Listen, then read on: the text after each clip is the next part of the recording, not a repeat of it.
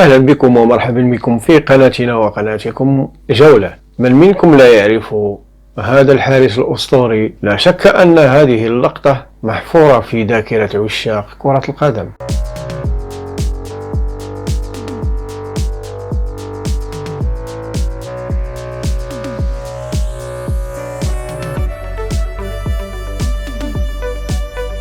هذا الحارس الملقب بالعقرب نسبة إلى الصدة الخلفية التي اشتهر بها، وكانت بصمته الخاصة في تاريخ كرة القدم. في 2010 أعلن هذا الحارس الكولومبي خوسيريني هيغيتا اعتزاله مشوار كرة القدم الذي استمر 25 عاما، وقد حضر دعوته كل من أساطير كرة القدم البرازيلي رونالدو والأرجنتيني دييغو مارادونا، حدثان بارزان في حياته أثر على مساره الكروي. وبالرغم من ذلك فقد كان محبوبا جدا من طرف الجماهير.